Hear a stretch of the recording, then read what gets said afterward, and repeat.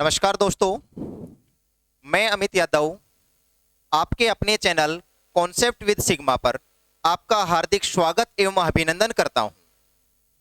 दोस्तों, आज मैं आप लोगों के साथ एक जीके का अपना पोर्शन होता है इतिहास, उसके साथ जुड़ा हूं और आज हम लोग चर्चा करने वाले हैं कि इतिहास से संबंधित किसी भी प्रकार के जो भी अपने क्वेश्चन बनते हैं उन सभी के बारे में हम नए नए वीडियो के अंदर चर्चा करते रहेंगे। साथ में दोस्तों, आपको जो आपका अपना चैनल है कॉन्सेप्ट विद सिग्मा, इसको ज़्यादा से ज़्यादा शेयर, सब्सक्राइब और लाइक करना है। ये बात आप बिल्कुल ना भूलें, क्योंकि दोस्तों जितना आप लोगों का मुझे प्यार मिलेगा उतने ही ज़्यादा मैं आप लोगों के बीच आ पाऊँगा और उतना ही अच्छा मैटर मैं आप लोगों को दे पाऊँगा। ठीक है दोस्तों, आज हम लोग चर्चा करते हैं कि जो अपना पहला ही टॉपिक होता है इतिहास का, कि जो अपना इतिहास है वो होता क्या है। आज हम इतिहास को जानेंगे कि हमारा जो इतिहास है वो किन किन शब्दों से मिलकर के बना है।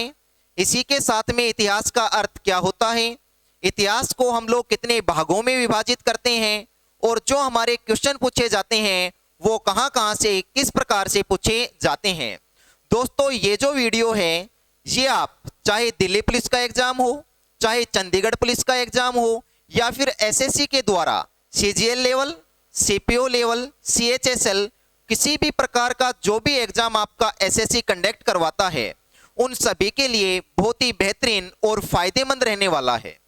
दोस्तों, मैं आप लोगों के सामने जिन टॉपिकों की चर्चा करूंगा उन सभी के साथ में मैं पूरी कोशिश करूंगा कि कोई भी जो क्वेश्चन है वो आप लोगों का बाहर ना जा पाए।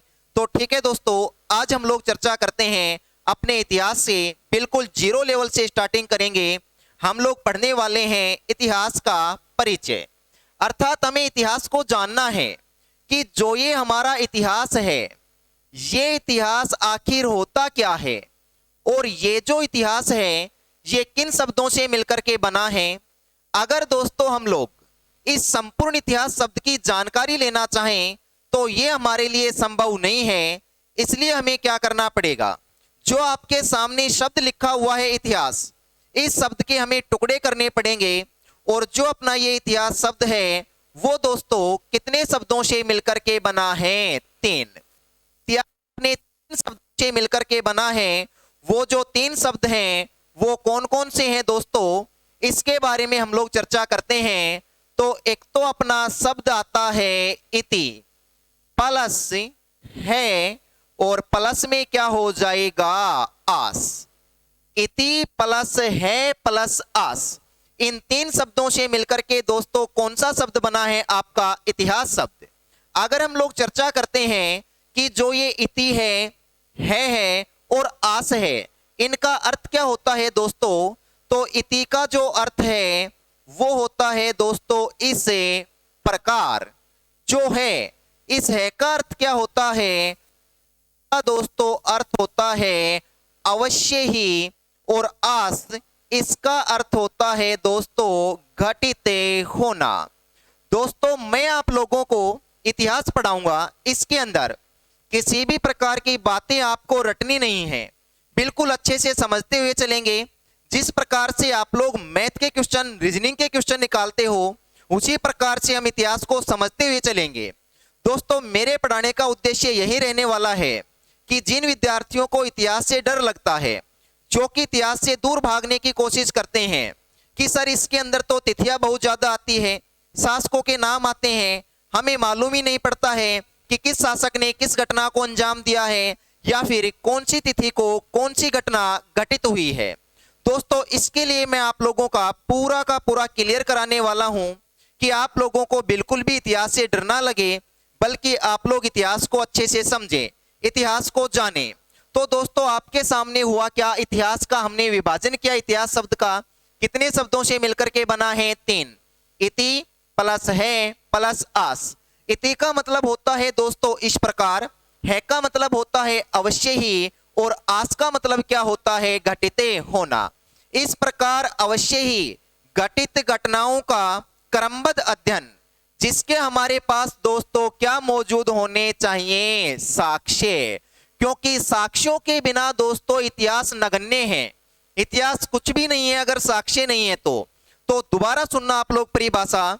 इस प्रकार अवश्य ही घटित घटनाओं का क्रमबद्ध अध्ययन जिसके हमारे पास क्या मौजूद होते हैं, साक्ष्य, उसको दोस्तों हम क्या कहते हैं, इतिहास। दोस्तों इतिहास के लिए अति आवश्यक बातें हैं कि हमारे पास एक तो क्या होने चाहिए, साक्ष्य होने चाहिए। साक्ष्यों का रूप दोस्तों लिखित होना चाहिए, और जो लिखित रूप है वो कैसा होना चाहिए, पठनीय। तो ये इतिहास की 3 कंडीशन होती है। अगर कहीं पर ये तीनों कंडीशन लागू हो रही है तो उसको दोस्तों हम लोग क्या बोलते हैं, इतिहास बोलते हैं। तो दोस्तों ये अपने इतिहास का शाब्दिक अर्थ हो चुका है, शाब्दिक परिभाषा हो चुकी है। लेकिन आज तक मैंने देखा है ना तो एसएससी के द्वारा, ना दिल्ली पुलिस, ना चंडीगढ़ पुलिस, या फिर रेलवे के द्वारा जो भी एग्जाम कंडक्ट करवाए जाते हैं, चाहे आप ग्रुप डी का लगा लो, लोको पायलट, आरपीएफ, एसआई, जो भी भर्ती होती है, किसी में भी आज तक ये क्वेश्चन नहीं पूछा गया है कि इतिहास का अर्थ क्या होता है। एक बार शायद वो अपवाद स्वरूप हो गया होगा, एसएससी जीडी की भर्ती आती है 2013 के अंदर, उसमें एक बार जरूर क्वेश्चन पूछा गया था कि इतिहास है, सिर्फ इतना सा क्वेश्चन था दोस्तों, इतिहास है, वहां पर ये क्वेश्चन पूछा गया है। इसके अलावा आज तक किसी भी एग्जाम में ये क्वेश्चन देखने को नहीं मिला है।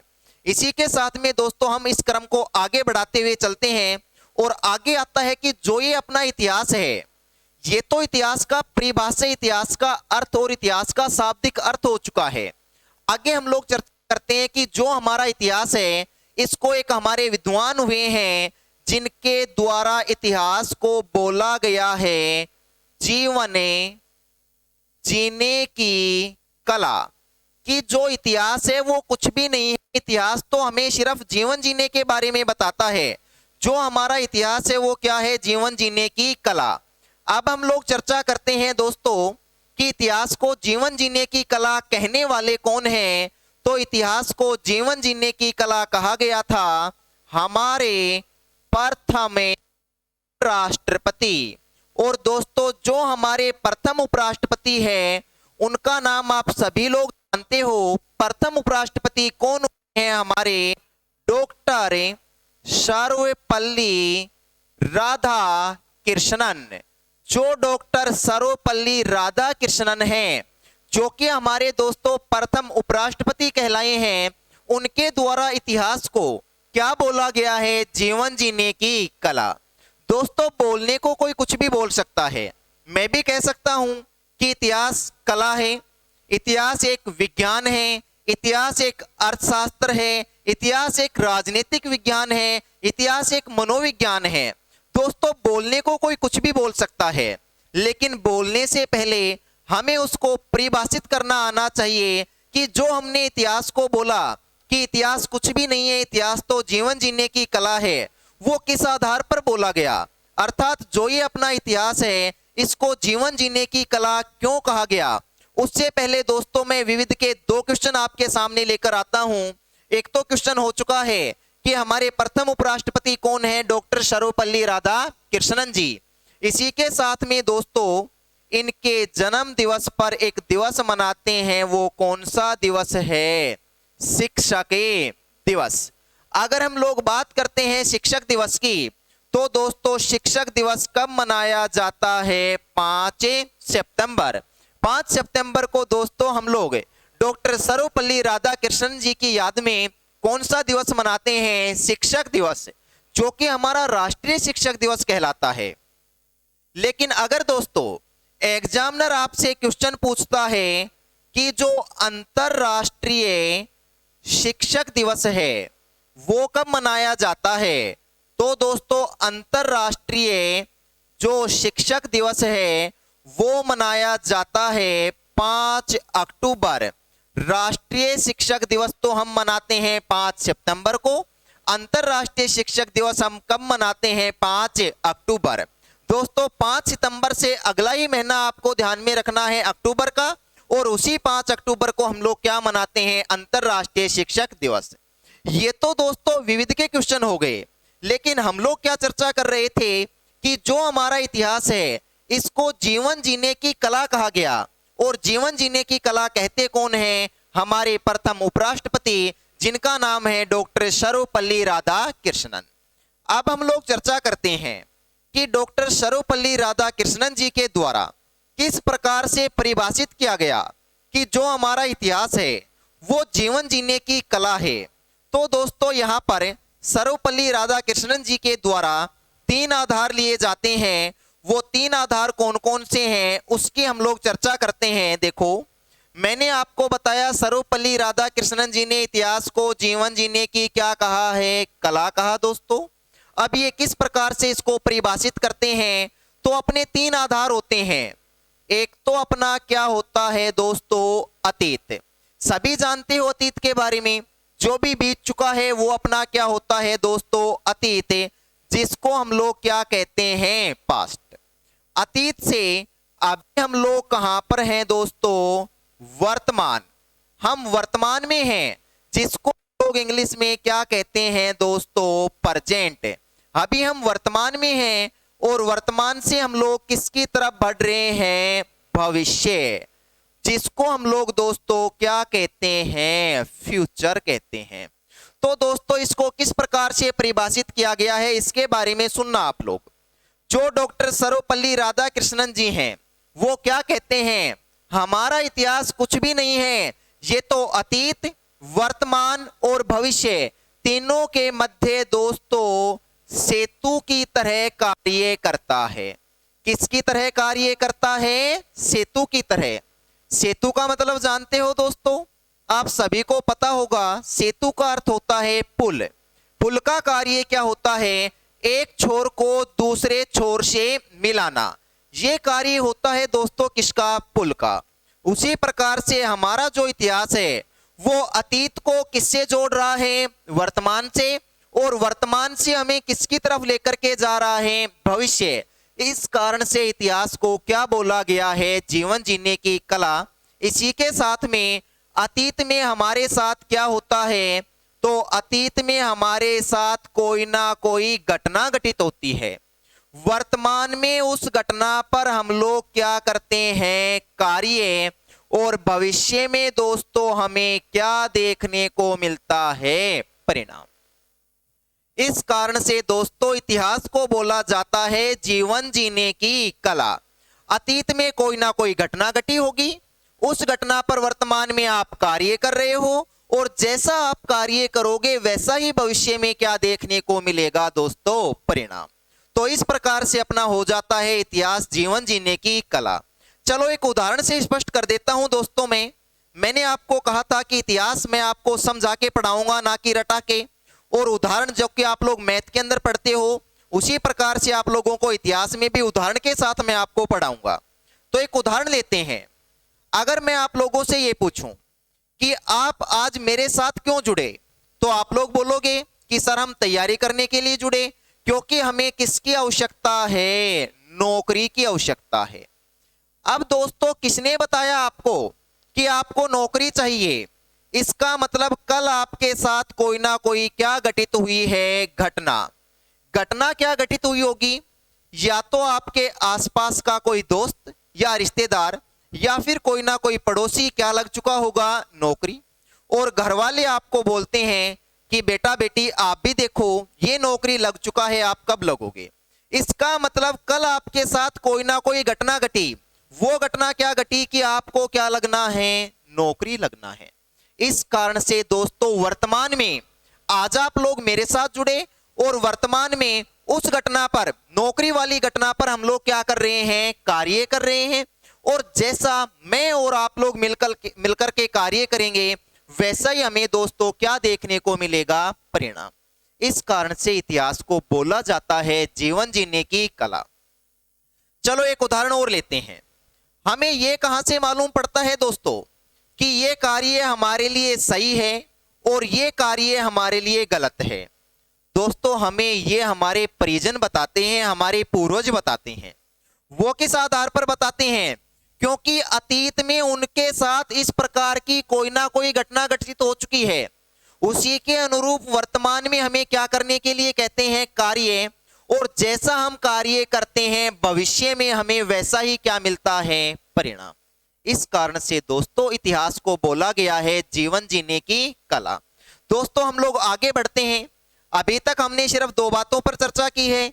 इतिहास का अर्थ क्या होता है, हमने इतिहास शब्द को तीन भागों में तोड़ा, इति प्लस है प्लस आस। इस प्रकार अवश्य ही घटित घटनाओं का क्रमबद्ध अध्ययन जिसके हमारे पास साक्ष्य मौजूद हों उसे हम लोग क्या कहेंगे, इतिहास। दूसरा हमने क्या पढ़ा है, जो हमारा इतिहास है इसको जीवन जीने की क्या कहा जाता है, कला।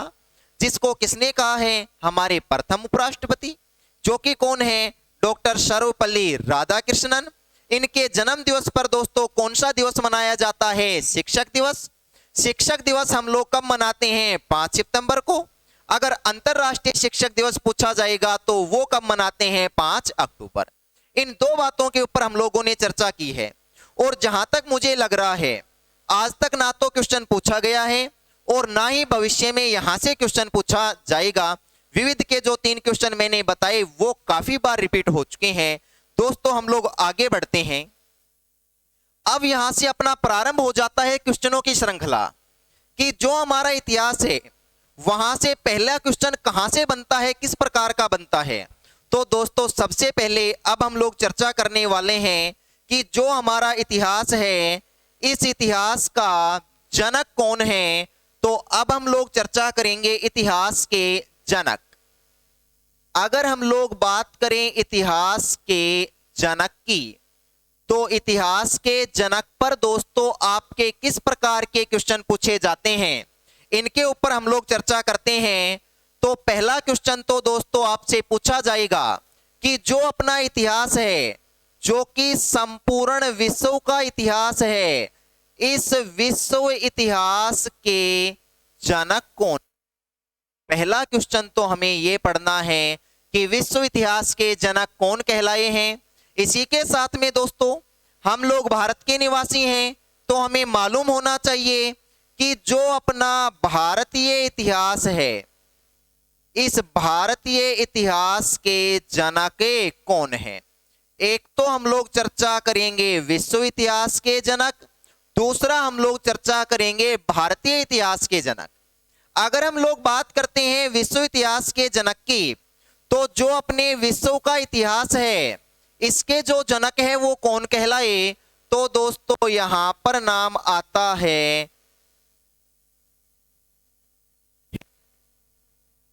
इतिहास के क्या कहलाते हैं, जनक। जब इन्होंने संपूर्ण विश्व के इतिहास पर पहली बार कार्य किया तो इनको क्या कहा गया है, विश्व इतिहास के जनक। और दोस्तों ऐसे ही कोई जनक नहीं बन जाता है, इन्होंने कोई ना कोई पुस्तक लिखी होगी या कोई ना कोई ग्रंथ लिखा होगा। तो हेरोडोटस के ग्रंथ है वो इनका ग्रंथ कौन सा आएगा, हिस्टोरिका। विश्व इतिहास के जनक कौन है, हेरोडोटस। ग्रंथ कौन सा है, हिस्टोरिका। दोस्तों एक बार क्वेश्चन पूछा गया कि जो हेरोडोटस हैं ये निवासी कहां के थे। तो ये निवासी आते हैं यूनान के। कहां के निवासी हैं दोस्तों, ये यूनान के, जिनको विश्व इतिहास का जनक कहा जाता है। एक बार अच्छे से सुनना आप लोग दोबारा से, विश्व इतिहास के जनक कौन हैं, हेरोडोटस हैं। ग्रंथ कौन सा है, हिस्टोरिका। निवासी कहां के हैं, यूनान के। ये तो बात हो जाती है दोस्तों संपूर्ण विश्व की कि विश्व इतिहास के जनक कौन है, हेरोडोटस। लेकिन हम तो भारत के निवासी हैं, हमें मालूम होना चाहिए कि जो अपना भारतीय इतिहास है इस भारतीय इतिहास के जनक कौन कहलाए। तो आगे दोस्तों हम लोग चर्चा करते हैं कि जो अपना भारतीय इतिहास है इस भारतीय इतिहास के जनक कौन है, भारतीय इतिहास के जनक। दोस्तों सबसे पहले तो आप मुझे ये बताओ कि अपने भारत का इतिहास क्या है, किस ग्रंथ को हमने भारत का ऐतिहासिक ग्रंथ मान रखा है। तो इसके अंदर दोस्तों सबसे पहला अपना आता है कि अपने भारत का जो ऐतिहासिक ग्रंथ है वो ऐतिहासिक ग्रंथ कौन सा है, महाभारत। महाभारत अपना ऐतिहासिक ग्रंथ है। अब आप लोगों को मालूम पड़ चुका होगा कि महाभारत के रचयिता कौन है। तो यहां पर दोस्तों नाम आ जाता है किनका, वेद व्यास जी का। तो भारतीय इतिहास के जनक कौन कहलाए हैं? वेद व्यास। ग्रंथ कौन सा आता है? महाभारत। ये तो बात हो गई भारतीय इतिहास के जनक की और भारत का ऐतिहासिक ग्रंथ। इसी के साथ में दोस्तों 3 से 4 विविध के क्वेश्चन सुनना आप लोग। अगर आप लोगों से एक क्वेश्चन पूछा जाता है कि जो अपना भारत है, इस भारत का या फिर विश्व का सबसे बड़ा ग्रंथ कौन सा है? भारत का नहीं दोस्तों, संपूर्ण विश्व का। संपूर्ण विश्व का जो सबसे बड़ा ग्रंथ है, वो सबसे बड़ा ग्रंथ भी कौन सा आएगा? महाभारत। क्योंकि दोस्तों महाभारत के अंदर एक नहीं कुल 1 लाख श्लोक हैं। श्लोकों की संख्या सर्वाधिक होने के कारण विश्व का सबसे बड़ा ग्रंथ कौन सा कहलाया है? महाभारत। इसी के साथ में दोस्तों महाभारत हो गया है विश्व का सबसे बड़ा ग्रंथ। मुझे अच्छे से याद है कि एक बार इंटेलिजेंस ब्यूरो का एग्जाम हुआ था, आईबी की भर्ती आई थी। उसके अंदर एक क्वेश्चन और पूछा गया था यहां से कि जो महाभारत है इसको अन्य किस नाम से जाना जाता है? तो महाभारत को दोस्तों अन्य नाम होगा जय संहिता। महाभारत को हम अन्य किस नाम से जानते हैं? जय संहिता के नाम से, जो कि विश्व का क्या है? सबसे बड़ा ग्रंथ। भारतीय इतिहास के जनक वेदव्यास। ग्रंथ कौन सा है? महाभारत। अब दोस्तों आप लोगों ने काफी जगह पढ़ा होगा कि जो अपना भारतीय इतिहास है, इस भारतीय इतिहास के जो जनक है वो किसी अन्य व्यक्ति को ही बताया जाता है। लेकिन दोस्तों इसके बारे में ध्यान में रखना, अपने भारत का इतिहास लिखने वाला वो पहला विदेशी व्यक्ति था। उसके बारे में भी मैं आगे चर्चा करूंगा। लेकिन अगर भारतीय इतिहास के जनक का क्वेश्चन पूछा जाता है तो आप लोगों को राइट आंसर क्या बताना है? वेद व्यास। इसी के साथ में दोस्तों ये विश्व का सबसे बड़ा ग्रंथ है। लेकिन अगर एग्जामिनर आप लोगों से क्वेश्चन पूछता है कि विश्व का सबसे प्राचीन ग्रंथ कौन सा है, तो दोस्तों विश्व का जो सबसे प्राचीन ग्रंथ है उसका नाम आता है ऋग्वेद। विश्व का सबसे प्राचीन ग्रंथ कौन सा आएगा? ऋग्वेद। सबसे बड़ा कौन सा आएगा? महाभारत। एक क्वेश्चन और सुनना दोस्तों, अगर आप लोगों से क्वेश्चन ये पूछा जाए विश्व का पहला कानूनी ग्रंथ कौन सा है, तो जो कानूनी ग्रंथ है उसका दोस्तों यहां पर नाम आता है मनुस्मृति। क्या नाम होगा दोस्तों? मनुस्मृति। और ये जो मनुस्मृति है इसकी रचना करने वाले आचार्य मनु के द्वारा मनुस्मृति की क्या की गई थी? रचना। इसी के साथ में यहां पर जो ये मनुस्मृति ग्रंथ है इसको जलाया भी गया था। तो आप लोगों को ध्यान में रखना है जलाने वाला व्यक्ति कौन था? तो यहां पर नाम आएगा डॉक्टर बाबा साहेब भीमराव अंबेडकर। डॉक्टर बाबा साहेब भीमराव अंबेडकर के द्वारा मनुस्मृति ग्रंथ को क्या किया गया था दोस्तों? जलाया गया था। क्यों जलाया इन्होंने? ऐसी क्या समस्या थी इनको कि इनके द्वारा ग्रंथ को ही जला दिया गया? इसके बारे में सुनना दोस्तों। बाबा साहेब भीमराव अंबेडकर जो कि बौद्ध धर्म के अनुयायी माने जाते हैं, और ये जो मनुस्मृति ग्रंथ है इसमें बौद्ध धर्म की क्या की गई है? आलोचना। एक तो ये कारण माना गया। दूसरा कारण क्या इसको जलाने का? तो ये जो मनुस्मृति ग्रंथ है इसमें महिलाओं की आलोचना देखने को मिली, और बाबा साहेब भीमराव अंबेडकर महिलाओं की समानता के क्या रहे हैं? समर्थक है। इस कारण से दोस्तों इनके द्वारा क्या किया गया था? इस ग्रंथ को जलाया गया था। ये हम लोगों ने पढ़ा भारतीय इतिहास के जनक। इसी के साथ में दोस्तों मैंने विविध के 3 से 4 क्वेश्चनों की चर्चा की आप लोगों के सामने, जिसको हम लोग अच्छे से जान चुके हैं। अब हम लोग आगे बढ़ते हैं कि जो हमारा इतिहास है इस इतिहास के भाग कितने हैं? जो हमारा इतिहास है इसका विभाजन किस प्रकार से किया गया? तो दोस्तों अपना अगला टॉपिक रहने वाला है इतिहास के भाग। हम लोग इतिहास के भागों की चर्चा करेंगे कि जो अपना इतिहास रहा है इस इतिहास को हम कितने भागों में विभाजित करके पढ़ते हैं इतिहास के दोस्तों भाग। इतिहास के भागों की हम लोग चर्चा करने वाले हैं।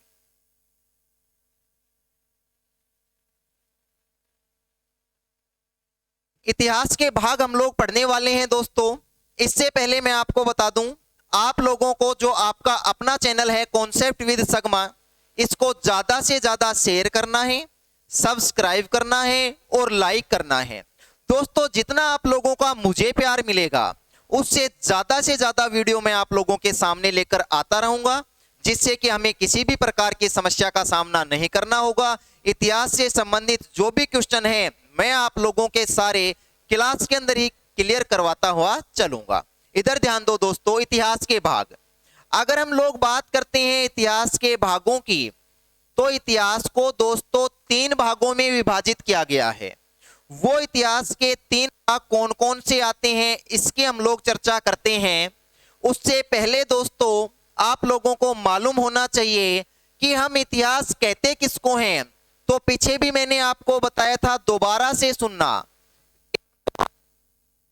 क्या होने चाहिए? साक्ष्य। इतिहास की ये कंडीशन है कि साक्ष्य होने चाहिए। साक्ष्यों का दोस्तों रूप कैसा होना चाहिए? लिखित, जो कि लिखा हुआ हो, और जो लिखित रूप है वो लिखित रूप कैसा होना चाहिए? पठनीय, जिसको हम लोग पढ़ सकें। अगर दोस्तों लिखा हुआ हमें समझ में नहीं आ रहा है तो फिर तो वही बात हो जाती है, काला अक्षर भैंस बराबर। फिर लिखे हुए का और बिना लिखे हुए का कोई फायदा नहीं है। तो इतिहास के लिए 3 कंडीशन बताई गई हैं। एक साक्ष्य होना चाहिए, साक्ष्यों का रूप लिखित होना चाहिए, लिखित रूप कैसा होना चाहिए दोस्तों? पठनीय। हमारे द्वारा जब सबसे पहले कार्य किया गया और हमने खुदाई की, तो दोस्तों खुदाई के दौरान हमें क्या मिलते हैं? साक्ष्य। खुदाई में हमें साक्ष्य देखने को मिले। साक्ष्य हो गए, साक्ष्यों का रूप कैसा होना चाहिए? लिखित। लेकिन दोस्तों यहां पर हमें इनका किसी भी प्रकार का लिखित रूप नहीं मिला, अर्थात साक्ष्य कैसे थे? अलिखित थे। इस कारण से हमने इस काल में जो कार्य किया उस ऐतिहासिक काल को क्या बोला? तो हमने इसको बोला दोस्तों प्राग ऐतिहासिक काल। ये अपना प्राग ऐतिहासिक काल कहलाया है। अब आगे बढ़े दोस्तों, हम समय का परिवर्तन हुआ, दोबारा से हमारे द्वारा कार्य किया गया, और जब हमने कार्य किया तो हमें क्या मिलते हैं? साक्ष्य। साक्ष्य तो दोस्तों यहां पर भी मिले थे, लेकिन दूसरी कंडीशन क्या है? साक्ष्यों का रूप कैसा होना चाहिए? लिखित। अब की बार हमें साक्ष्यों का कैसा रूप मिलता है? लिखित। 2 कंडीशन पूर्ण हो गई। तीसरी कंडीशन क्या है? लिखित रूप कैसा होना चाहिए? पठनीय। लेकिन दोस्तों जो हमें यहां लिखित रूप मिला वो कैसा मिला? अपठनीय मिला। अर्थात ऐसा रूप जिसको आज तक कोई पढ़ नहीं पाया है, वो अपठनीय रूप हमें मिला। अर्थात आधा अधूरा हमारा कार्य हो गया, आधे से ज्यादा हो गया। 2 कंडीशन पूर्ण हो गई यहां, तो हमने इसका नाम रखा दोस्तों आधे ऐतिहासिक काल। हमने क्या बोला है इसको? आधे ऐतिहासिक काल। उसके बाद दोस्तों हम आगे बढ़े, जहां तीनों कंडीशन पूर्ण होगी, मैंने आपको बताया उसी को ऐतिहासिक काल कहेंगे। तो दोस्तों हम लोग आगे बढ़े, तो आगे बढ़ने पर हमें क्या है? साक्ष्य। ये तो कोई बड़ी बात नहीं है, साक्ष्य तो हमें यहां पर भी मिले थे। साक्ष्यों का रूप कैसा मिलता है यहां हमें? लिखित। लिखित रूप तो हमें यहां पर भी मिल चुका था, लेकिन तीसरी कंडीशन अब पूर्ण होगी, लिखित रूप हमें कैसा मिलता है? पठनीय। तो दोस्तों इस काल का हमने जो नाम रखा वो नाम क्या रखा है? ऐतिहासिक काल। ये अपना ऐतिहासिक काल कहलाया है। तो अपने सामने ऐतिहासिक काल निकल करके आ चुका है, जहां साक्ष्य हो, साक्ष्यों का लिखित रूप हो, लिखित रूप कैसा होना चाहिए? पठनीय। उसको दोस्तों हम लोग क्या कहते हैं? ऐतिहासिक काल। कुछ भी आपको रटना नहीं है, सिर्फ 3 बातें ध्यान में रखनी है। साक्ष्य होने चाहिए, लिखित रूप होना चाहिए। लिखित रूप कैसा होना चाहिए? पठनीय। जहां सिर्फ साक्ष्य मिले, कौन सा काल? प्रागैतिहासिक काल। जहां साक्ष्य और रूप कैसा मिला? लिखित, कौन सा काल? आद्यैतिहासिक काल। जहां साक्ष्य, लिखित रूप और लिखित रूप कैसा है? पठनीय, वो क्या कहलाया है? ऐतिहासिक काल। क्लियर दोस्तों? आगे बढ़ते हैं। देखो, आप लोगों ने एक सभ्यता का नाम सुन रखा होगा, और ये जो सभ्यता है इसका नाम क्या है दोस्तों? सिंधु घाटी सभ्यता है ये। और सिंधु घाटी सभ्यता को जब हम लोग पढ़ते हैं तो हमें वहां साक्ष्य मिलते हैं। साक्ष्यों का रूप कैसा मिलता है? लिखित मिलता है, लेकिन वो लिखित रूप ऐसा है जिसको आज तक कोई पढ़ नहीं पाया। इस कारण से दोस्तों सिंधु घाटी सभ्यता को कैसी सभ्यता कहते हैं? आद्य ऐतिहासिक कालीन सभ्यता, क्योंकि वहां रूप हमें कैसा मिलता है? अपठनीय। एक विद्वान वे हैं दोस्तों, और जो विद्वान है, जो महोदय हैं, उन महोदय का नाम आता है वेडेन महोदय। वेडेन महोदय ने एक बार दावा किया कि मेरे द्वारा सिंधु घाटी सभ्यता की लिपि को पढ़ा जा चुका है। मैंने सिंधु घाटी सभ्यता की लिपि को पढ़ दिया। उसके बाद इसको लेकर गए इस महोदय को वहां सिंधु घाटी सभ्यता के अंदर जो अपना पुरातात्विक विभाग है उसके द्वारा इनको कहा गया कि अब आप जरा हमें पढ़ के बताइए ये क्या लिखा हुआ है। तो बोला मुझे तो नहीं आता, मुझे तो ये पढ़ना ही नहीं आता है। तो इनको कहा कि जब पढ़ना नहीं आता तो तुमने क्यों कहा? तो वेडेन महोदय ने कहा कि मैंने सोचा कि आप लोग इसकी जांच नहीं करोगे और मेरा नाम चल जाएगा कि मैंने सिंधु घाटी सभ्यता की लिपि को क्या कर दिया है? पढ़ दिया है। तो दोस्तों ध्यान में रखना, सिंधु घाटी सभ्यता की लिपि को पढ़ने का प्रयास करने वाला व्यक्ति कौन है? वेडेन महोदय। अब अपने सामने दोस्तों इतिहास के 3 भाग आ चुके हैं, प्रागैतिहासिक काल, आद्य ऐतिहासिक काल और कौन सा है? ऐतिहासिक काल। लेकिन जब हमें दोस्तों पढ़ाया जाता है तो हमें तो कुछ अन्य नाम बताए जाते हैं, प्राचीन भारत, मध्यकालीन भारत और आधुनिक भारत। और ये सत्य भी है दोस्तों, क्योंकि ज्यादातर जो हमारे साथी हैं वो वहीं से इसको प्रारंभ करते हैं, प्राचीन भारत से, मध्यकालीन भारत से और आधुनिक। लेकिन मूल जड़ है वो ये 3 काल है, प्रागैतिहासिक काल, आद्य ऐतिहासिक काल और कौन सा है? ऐतिहासिक काल। अब इनसे अपने तीनों के तीनों भारत निकल करके आते हैं, प्राचीन भारत, मध्यकालीन भारत और कौन सा भारत आएगा? आधुनिक भारत। तो दोस्तों जो हम लोग 3 अन्य नाम पढ़ते हैं, प्राचीन भारत, मध्यकालीन भारत और आधुनिक भारत, वो जो नाम है वो हमें किस प्रकार से मिले, किस प्रकार से हमने उनका निर्धारण किया कि एक को हमने बोला प्राचीन भारत, एक को हमने बोला मध्यकालीन भारत और एक को हमने क्या बोला? आधुनिक भारत। तो दोस्तों उनका जो निर्धारण है वो निर्धारण किया गया था काल क्रम के अनुसार। काल क्रम के अनुसार हमने इन तीनों का निर्धारण किया और काल क्रम के अनुसार हमने नाम रखे प्राचीन भारत, मध्यकालीन भारत और आधुनिक भारत।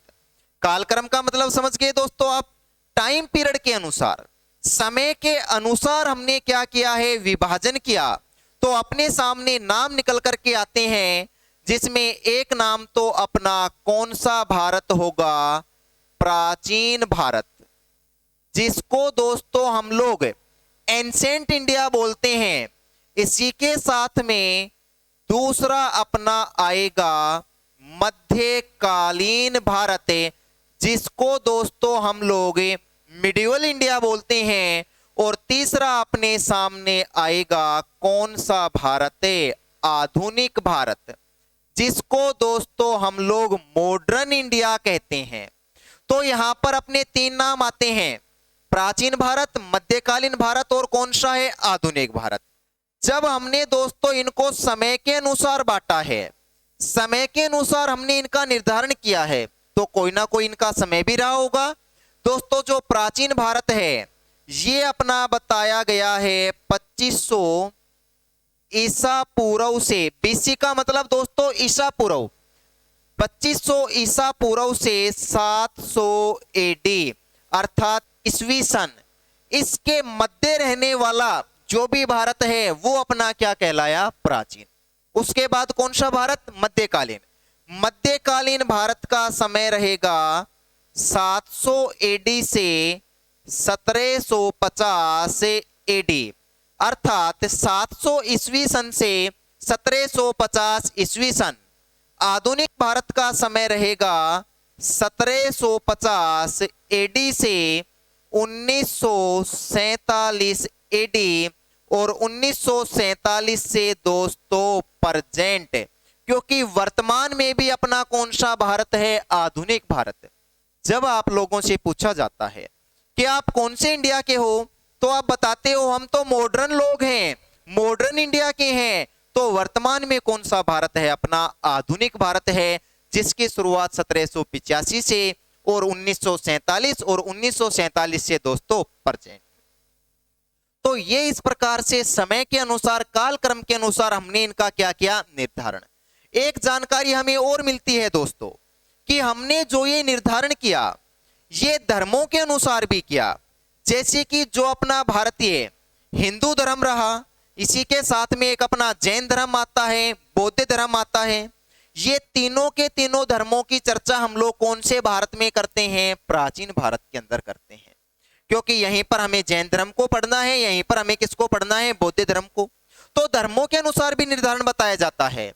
मध्यकालीन भारत में इस्लाम की सत्ता प्रारंभ हो जाती है, मुस्लिम सत्ता की नींव स्थापित हो जाती है। तो मध्यकालीन भारत में कौन सा धर्म रहेगा, सर्वाधिक, इस्लाम अर्थात मुस्लिम धर्म। इसी के साथ में आधुनिक भारत, अपना जो आधुनिक भारत है जिसके ऊपर ब्रिटिश सरकार के द्वारा सत्ता स्थापित की गई थी, तो यहां पर दोस्तों ईसाई धर्म बताया जाता है, जो कि धर्मों के अनुसार भी अपने इतिहास के 3 भाग माने जाते हैं। लेकिन हमें कालक्रम के अनुसार पढ़ना है 2500 ईसा पूर्व से 700 एडी। दोस्तों मैंने क्या कहा था कि इतिहास साक्ष्यों के साथ साथ क्रमबद्ध अध्ययन है। अरे 700 एडी से तुरंत कौन सा, 700 से 1750 तक, फिर 1750 से कहां तक, 1947। दोस्तों ये आपस में इनका क्रम चल रहा है, तो क्रम के अनुसार इनका क्या किया गया था, निर्धारण। अब मुझे लग रहा है 2 बातें आपके सामने समस्या कर रही होंगी। वो 2 बातें कौन सी हैं, एक तो शब्द लिखा हुआ है बीसी, और एक शब्द क्या लिखा हुआ है दोस्तों, एडी। बीसी का अर्थ क्या होता है और एडी का अर्थ क्या होता है। अब एडी से आप ये अंदाजा मत लगा लेना कि जो हमारा पैर होता है उसके नीचे वाला पीछे का जो भाग होता है उसको हम एडी कहेंगे, नहीं दोस्तों, वो एडी यहां पर नहीं है। तो फिर क्या अर्थ होता है, इसके बारे में सुनना। जो बीसी है बिफोर बर्थ ऑफ क्राइस्ट, अर्थात ईसा मसीह के जन्म से पूर्व होने वाली घटनाओं के लिए क्या लगाना है, बीसी। एडी का मतलब क्या होगा दोस्तों, तो यहां पर इसका मतलब लिया गया है आफ्टर एनो डोमिनी, आफ्टर एनो डोमिनी, अर्थात ईसा मसीह के जन्म के बाद की घटनाओं के लिए क्या लगाना है, हमें एडी लगाना है। दोस्तों पढ़ने के चक्कर में आप लोग इस बात को मत भूल जाना कि मैंने आपको एक काम सौंपा है, जो आपका अपना चैनल है कॉन्सेप्ट विद सिग्मा, इसको आपको ज्यादा से ज्यादा शेयर करना है, सब्सक्राइब करना है और लाइक करना बिल्कुल ना भूलें। इधर ध्यान दो दोस्तों, before birth of Christ, Isa Masih के जन्म से पूर्व की घटनाओं के लिए बीसी लगाते हैं, उसके बाद की घटनाओं के लिए क्या लगाते हैं, एडी। लगा तो लेंगे, लेकिन हमें यह तो मालूम होना चाहिए कि हमारे द्वारा ईसा मसीह का जन्म क्या निर्धारित किया गया। तो दोस्तों जिस समय ग्रेगोरियन कैलेंडर का निर्धारण होता है, शुरुआत होती है, तो वहां पर हमने शुरुआत 1 से न करके शुरुआत किससे की, 0 से। जिस समय हमारा ग्रेगोरियन कैलेंडर आता है और ये जो 0 है इसको हमने निर्धारित कर दिया कि ये ईसा मसीह का क्या है, जन्म है दोस्तों। उसके बाद उस कैलेंडर वर्ष में जैसे ही पहला वर्ष आया वो हो गया है अपना ईस्वी सन, उस कैलेंडर के निर्धारण से पहले जो भी घटनाएं घटित हो चुकी है उन सब के लिए हमें बीसी का प्रयोग करना है। उस बाद जो कि वर्तमान में हम लोग हैं तो यहां पर कौन सा आ जाएगा, एडी। जैसे दोस्तों वर्तमान में अपना चल रहा है 2023 एडी अर्थात 2023 ईस्वी सन। दोस्तों ये आपसे नहीं पूछा जाएगा, ना तो बीसी की फुल फॉर्म पूछी जाएगी ना एडी की फुल फॉर्म पूछी जाएगी। वर्तमान की अगर हम लोग बात करते हैं तो वर्तमान में तो इनके नाम भी चेंज हो चुके हैं। वो नाम क्या क्या हो चुके हैं, तो जो बीसी है इस बीसी के साथ जुड़ चुका है बीसीई, और जो एडी है इसको हम लोग सिर्फ क्या कहते हैं, सीई। अब ध्यान देना कि वर्तमान में बीसीई और सीई इसका अर्थ क्या है, तो इसका अर्थ हो जाएगा दोस्तों before common era. Before common era होगा किसका, बीसीई का। और सी का अर्थ क्या हो जाएगा, तो सी का दोस्तों सिर्फ क्या रहेगा, कॉमन एरा। तो वर्तमान में हम बीसी की जगह बीसीई प्रयोग में करते हैं और एडी की जगह वर्तमान में हम क्या काम में ले रहे हैं, सी। दोस्तों अब इधर ध्यान देना, इसको बताने का मेरा उद्देश्य क्या रहने वाला है आप लोगों के साथ वो सुनना। ये नहीं पूछा जाएगा कि इसकी फुल फॉर्म बताओ या क्या होता है, ये कभी नहीं पूछा जाता है। इसका उद्देश्य सुनना क्या है मेरा, यहां मैंने लिखा 2500 बीसी, उसके बाद मैंने कितना लिखा 700 एडी। क्या कुछ अलग लग रहा है क्या आप लोगों को? आपके माइंड में कोई समस्या होनी चाहिए इसको देख करके। 2500 बीसी से 700 एडी ये क्या हो रहा है भाई, तो इसके बारे में सुनना। दोस्तों 2500 के बाद तो हमें आगे बढ़ना चाहिए था, 2501, 2502, 2510, 20, 30 अर्थात हमें 2600 की तरफ जाना चाहिए था। ऐसा ही होता है भाई गिनती के अंदर, तो 2500 से आगे हम जाएंगे तो 2501, 2 अर्थात हम 2600 की तरफ बढ़ते हैं। लेकिन यहां तो उल्टा चला है। उल्टा किस प्रकार से, 2499, 2498, 97 ऐसे करते करते 2400, 2300, 2200, 2000 ऐसे 1900, 1800, 1700 अर्थात वापस आए हमें 1900, 700, इसी के साथ में 3, 2, 1 और फिर क्या आ जाएगा, ये वाला 0 जिसका हमने निर्धारण किया था। यहां दोस्तों मेरे बताने का ये मूल उद्देश्य है कि बीसी के अंदर क्रम हमेशा विपरीत चलता है, उल्टी गिनती चलती है। और जैसे ही एडी लगा 700 एडी, देखो 700 के बाद हम बढ़ते हुए क्रम में चले गए 1750 की तरफ। 700 के बाद 800, 900, 1000, 1100, 1200, 1300, 1500, 1600, 1750 अर्थात एडी के अंदर क्रम हमेशा कैसा रहता है दोस्तों, सीधा। ये दोनों बातें अपने काम आने वाली हैं, इसलिए मैंने बताई। क्योंकि प्राचीन भारत को जब हम लोग पढ़ेंगे तो प्राचीन भारत के अंदर हम लोग चर्चा करते हैं, एक तो अपना धर्म होता है जो कि जैन धर्म, और दूसरा जो अपना धर्म होगा वो कौन सा होगा, बौद्ध धर्म। इन दोनों धर्मों से आप क्वेश्चन पूछे जाते हैं, एक जैन धर्म दोस्तों और धर्म है बौद्ध धर्म। लोग बात करते हैं जैन धर्म की, तो जैन धर्म में हम लोग चर्चा करते हैं किनके बारे में, महावीर, जो कि जैन धर्म के 24वें तीर्थंकर कहलाए हैं। और बौद्ध धर्म की अगर हम लोग बात करते हैं तो बौद्ध धर्म में लोग चर्चा करते हैं महात्मा गौतम बुद्ध के बारे में। तो दोस्तों जब मैं आप लोगों को ये पढ़ाऊंगा जैन धर्म और बौद्ध धर्म, जिसमें मैं एक में महावीर स्वामी जी के बारे में बताऊंगा और दूसरे बौद्ध धर्म में किनके बारे में बताऊंगा, गौतम बुद्ध जी के बारे में, तो मैं वहां क्या लिखूंगा लोगों को कि महावीर जो स्वामी हैं इनका जन्म दोस्तों 599 ईसा पूर्व, बीसी लगा है अर्थात ईसा पूर्व, इनका जन्म 599 में हुआ। और जो महावीर स्वामी हैं इनकी जो मृत्यु है ये 527 ईसा पूर्व में। इस प्रकार से बताऊंगा। जब मैं आप लोगों को गौतम बुद्ध जी के बारे में बताऊंगा तो क्या पढ़ाऊंगा कि जो गौतम बुद्ध हैं इनका जन्म 563 ईसा पूर्व में और गौतम बुद्ध की जो मृत्यु है ये 483 ईसा पूर्व अर्थात बीसी लगा हुआ है।